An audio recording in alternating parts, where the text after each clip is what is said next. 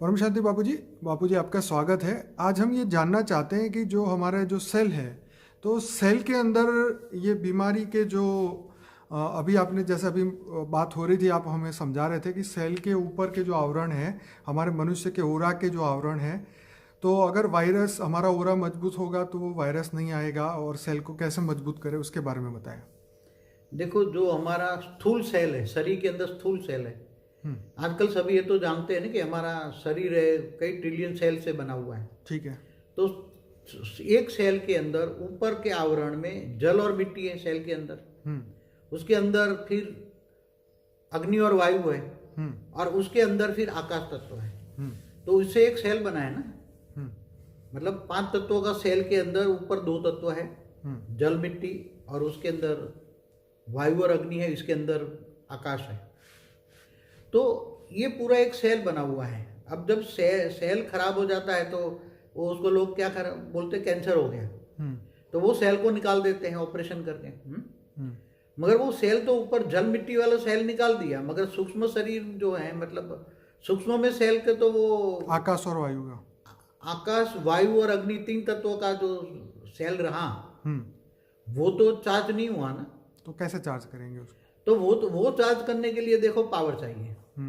कोई भी आकाश तत्व माना कारण शरीर, आकाश तत्व का शरीर माना कारण शरीर का सेल, क्या कहेंगे उसको? कारण शरीर। आकाश तत्व का सेल माना कारण शरीर का सेल, और वायु तत्व का सेल माना प्राणमय शरीर का सेल, माना प्राणमय शरीर जिसको बोलते भक्ति मार्ग वाले, प्राणमय शरीर का सेल। तो वायु तत्व को सेल को चार्ज करना है, या अग्नि तत्व को चार्ज करने के लिए परम वायु चाहिए। क्या? देखो, वायु तत्व को चार्ज करना है तो परम वायु चाहिए, अग्नि तत्व को चार्ज करना है तो परम अग्नि चाहिए, और आकाश तत्व को चार्ज करना है तो परम आकाश चाहिए।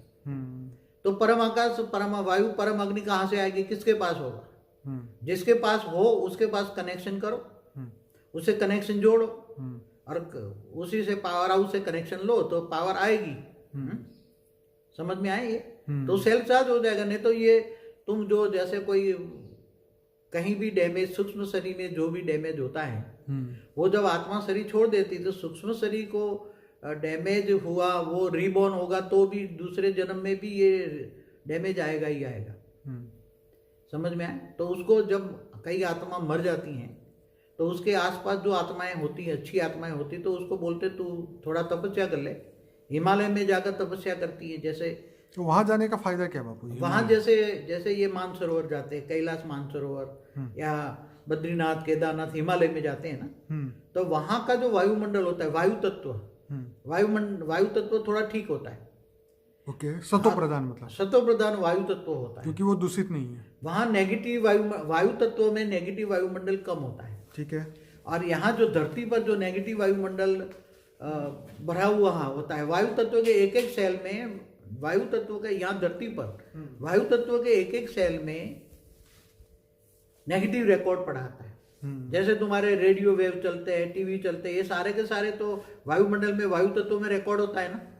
और जितना तुम पहाड़ों के ऊपर जाओ, जैसे 1000 मीटर ऊपर गए, 2000 मीटर, 5000 मीटर, 10,000 मीटर, तो वो इतना ऊपर वो रिकॉर्ड नहीं जाता। समझ में आए?